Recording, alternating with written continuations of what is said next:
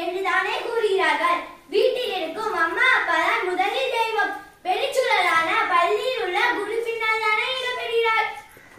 Mother is the first teacher to a child. ஒரு குழந்தைக்கு தாய் தான் முதல் ஆசிரியை. ஆனால் ஒரு ஆசிரியரோ teacher is the second mother to a child. ஆசிரியர் குழந்தைக்கு இரண்டாம் அன்னை தான். எனவே அங்கேயே பள்ளிச்சூழல் இரண்டாம் இடத்திற்கு தள்ளப்பட்டு விட்டது நடுவர் அவர்களே.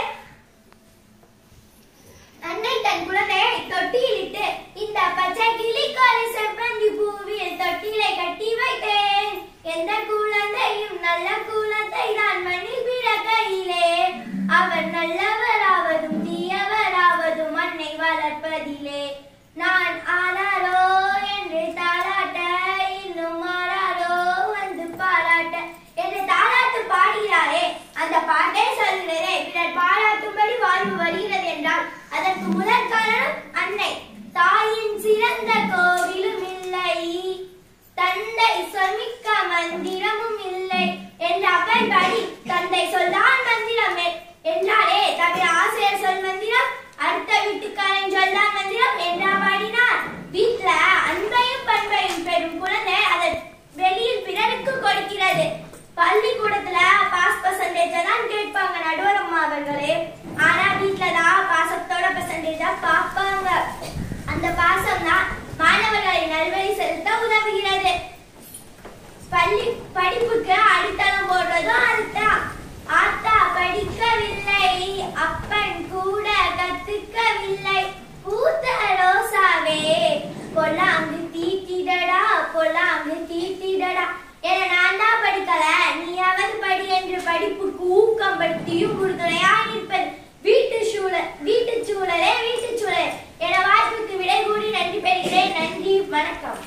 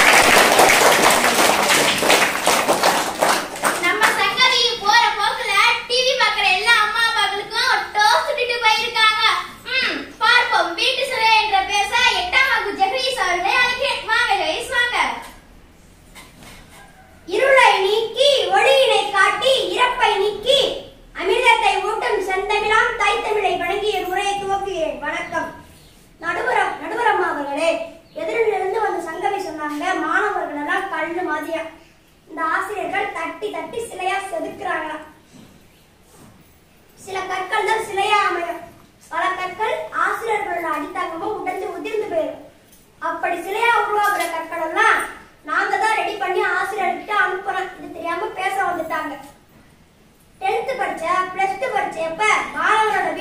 பாருங்க. பப்பா என்ன பரபரப்பு என்ன பரபரப்பு. டிவியா கட் பாய படிக்கிறேன். சீரியலா சினிமாவா கட் பாய படிக்கிறேன்.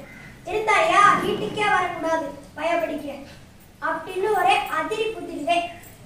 நடுவர் அவர்களே, நான் தெரியாம தான் கேட்கிறேன். எந்த ஆசிரியராச்சும் தன் மாணவனுக்கு ராத்திரி 12 மணிக்கு டீ போட்டு கொடுத்துருக்காங்களா? ஆனா அந்த மாணவனோட அம்மா தன் மகனுக்கு ராத்திரி 12 மணி என்ன படிச்சாம 2 மணியா கூட புள்ள படிக்கணுமேனு முடிச்சிருந்து டீ போட்டு கொடுக்குறாங்களே. ஆசிரியர் டீ போட்டு தருவாங்க, ஆனா அவரவர் பெற்ற பிள்ளைகளுக்கு மட்டுமே டீ போட்டு தருவாங்க. அதேதான் நடுவர் அவர்களே, அதேதான். அவர் பிள்ளைகளுக்கு போட்டு தர்றாரு. இதுதான் வீட்டு சூழல், படிப்புக்கு உறுதியா நிக்கிற சூழல். பள்ளிக்கூடத்துல இருக்க ஓவர் கட்டுப்பாடுகள் இல்லாம நினைச்ச நேரத்துல நினைச்ச பாடத்தை தன்னோட விருப்பத்தோட படிக்க விடுறது வீட்டு சூழல் தான். பள்ளிக்கூடத்துல ஆசிரியர்கள் கூட படிக்கிற மாணவர்கள்னு ஒரே பேச்சு மயமா இருக்கும். வீடுனா அமைதியான சூழல் இருக்கும், நல்லா படிக்க முடியும். நல்லதொரு குடும்பம் பல்கலைக்கழகம் அன்புமணி வழங்கும் சுரங்கம் அப்படின்னு பெரியவங்க சரியாதான் சொல்லி வச்சிருக்காங்க. அதோட பள்ளிக்கூடத்துல இப்ப பல ஆசிரியர்கள் நேரத்துக்கு வர்றதில்ல, குடிச்சிட்டு வர்றது போன்ற பல தவறான வழிகள் நடக்கிறாங்களே. அதனால நட்சத்திர பூ பறித்து நாதசுரமே இளங்கொட்டி அச்சரங்கள் கற்றுக்கொள்ள அனுப்பிடுவேன் பள்ளிக்கூடம் அப்படின்னு வளர்க்கிற வீட்டு சூழல் தான் பாதுகாப்பானது. படிக்க உதவுவதன் கூறி என் உரையை முடித்துக் கொள்கிறேன். நன்றி, வணக்கம்.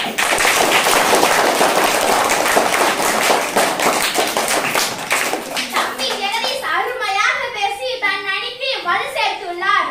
அடுத்த இதுக்கு மேல என்ன பதிலடி கொடுக்க போறாங்களோ வாங்க ரீனா, வாங்க.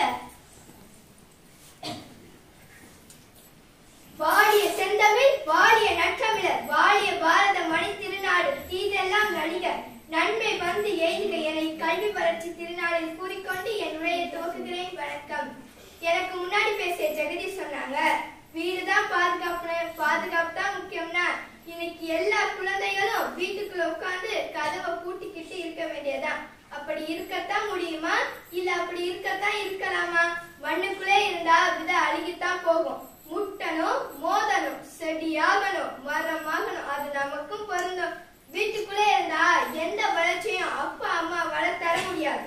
ஆனா பள்ளிக்கு போனா கல்வி கத்துக்கிறதால அறிவு வளர்ச்சி, விளையாட்டுகள் விளையாடுறதால உடல் வளர்ச்சி, படங்கள் வரைகிறது, பொருட்கள் செய்யறது, இதனால கலை வளர்ச்சி, மன வளர்ச்சி ஏற்படும்.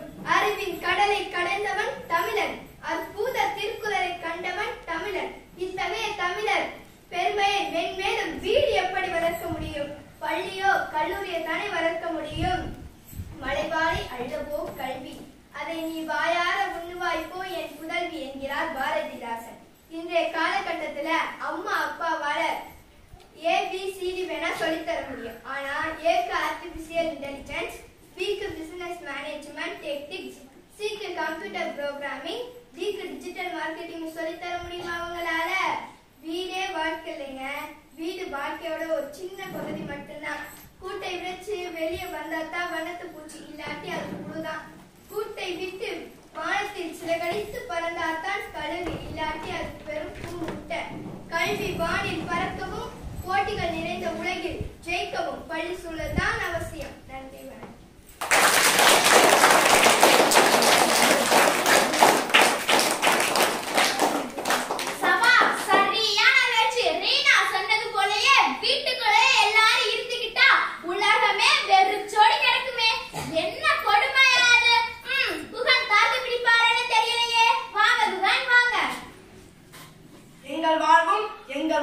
மங்காத தமிழ் சங்கே விளங்கு, பொங்கு தமிழருக்கு இன்னல் வைத்தால் சங்காரம் சொன்ன சங்கே விளங்கு என தமிழர் நலம் வழங்கி என் உரை துவங்குகிறேன். வணக்கம். நல்லவர்களே, மக்களே, உங்கள் அனைவருக்கும் சச்சின் டெண்டுல்கரை தெரியும்.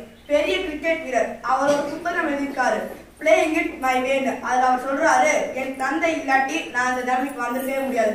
அது மட்டுமல்ல நடுவர்களே, சச்சின் நீ ஒரு நல்ல விளையாட்டு வீரனா இருக்கிறது முக்கியம் இல்லை, நீ ஒரு நல்ல மனிதனா இருக்கிறதா முக்கியம் சொல்லி சச்சினுக்கு மட்டுமல்ல நமக்கும் நல்ல வழி காட்டிக்கிறாரு அந்த அப்பா.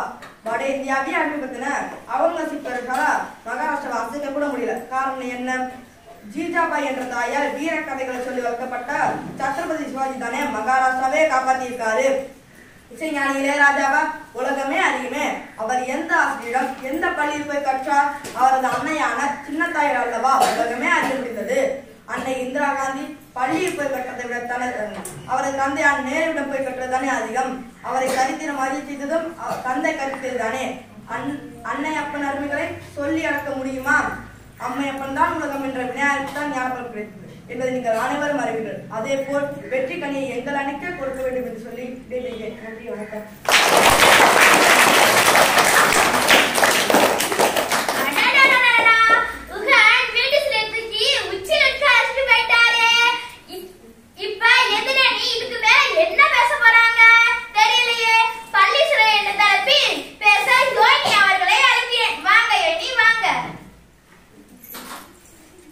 நல்ல இமயம், நலம் கொளிக்கும் கங்கை, வெள்ள தமிழ்நாட்டின் செல்ல பொதிகை மலை, சென்னல் வயல்கள், செழுங்கரும்பு தோட்டங்கள், இன்பம் செலுத்திருக்கும் பெரிய தேசத்தில் அனைவருக்கும் காமராஜர் பிறந்தநாள் வாழ்த்தை கூறி என் உரையை துவக்குகிறேன். வணக்கம்.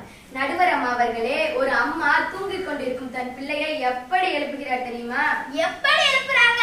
பாடசாலை போக வேண்டும், பாப்பா எழுந்திரு, செல்ல பாப்பா எழுந்திரு. பள்ளிக்கு செல்வதற்காகத்தான் பாப்பாவையே எழுப்புகிறார்கள். பள்ளிக்கு செல்லவில்லை என்றால் பாப்பாக்கள் எழுந்திருக்க தேவையில்லையே. எங்க அம்மா எனக்கு 10th சர்டிபிகேட் தந்தாங்க, எங்க அப்பா எனக்கு +2 சர்டிபிகேட் தந்தாங்க, எங்க தாத்தா எனக்கு டிகிரி சர்டிபிகேட் தந்தாங்கன்னு தாத்தா என்னை இழுத்தீங்கன்னா கம்பெனிக்காரன் உதச்சு விட்டு துரத்துவான். அம்மா, நான் ஒரு கேள்வி கேட்கிறேன். சாதி, மதம், ஆண் பெண் வித்தியாசம் எல்லாம் வீட்டுல பார்க்கப்படுதா இல்ல பள்ளி கல்லூரிகள்ல பார்க்கப்படுதா? சரியான கேள்வி. கல்லூரியில் விஷயம் இருக்கே, அடடடடடா, அது சாதி மத இன பால் பேரமே இல்லாத ஒரு அற்புத உலகமாச்சே. அம்மா, நான் இன்னொரு கேள்வி கேட்கிறேன். முதல்ல யோனின் உங்க பேரை கேள்வின்னு மாத்தணும் போல இருக்கே. அம்மா, நட்புங்கிற ஒரு அற்புதமான உன்னதமான விஷயம் வீட்டுல கிடைக்குமா இல்ல பள்ளி கல்லூரிகள்ல கிடைக்குமா? பசுமை நிறைந்த நினைவுகளேன்னு கவிஞர் கண்ணதாசனை தொடங்கி 3 காலஷிப் ஃப்ரெண்ட்ஷிப் தானே கவிஞர் வாலில வளர்ந்து தொடர்ந்துகிட்டு இருக்கிற நட்பு பள்ளிகளையும் கல்லூரிகளையும் கிளை பரப்பி ஆலமரமாகவும் ஆழமாகவும் வளர்ந்துகிட்டு இருக்கு. அம்மா, நான் இன்னொரு கேள்வி கேட்கிறேன். படிக்காத மேதை யாரு? காமராஜர் தானே எல்லாருக்குமே தெரியுமே. அம்மா, நான் இன்னொரு கேள்வி கேட்கிறேன். படித்த மேதை யாரு? அப்துல் கலாம், ஸ்டீபன் ஹாக்கின்ஸ், அமர்தயா சென் மற்றும் நியூட்டன், மேரி கியூரி கொட்டி கிடக்கே. அம்மா, நான் ஒரு கேள்வி கேட்கிறேன். படிக்காத மேதை என்று ஒருத்தரைத்தான் சொன்னீங்க, படித்த மேதை என்று நிறைய பேரை சொல்கிறீர்களே, ஏன்? ஏமா யோனி, உன பட்டிமன்றத்துல பேச கூப்பிட்டனா? என்னையவே கேள்வி கேட்க கூப்பிட்டனா? அப்ப அடுத்த பட்டிமன்றத்துல என்ன தலைவரா போறீங்களா? போட்டாச்சு போட்டாச்சு, இப்ப பேசு. பள்ளி சூழல் மேதைகள் பலரை உருவாக்கும், வேலை வாய்ப்பையும் அளிக்கும், ஜாதி மத பேதங்களற்ற நட்பு சூழலை உருவாக்கும். அதனால் பள்ளி சூழலே படிப்புக்கும் உயர்வுக்கும் உறுதுணையாக நிற்பது என கூறி விடைபெறுகிறேன். நன்றி, வணக்கம்.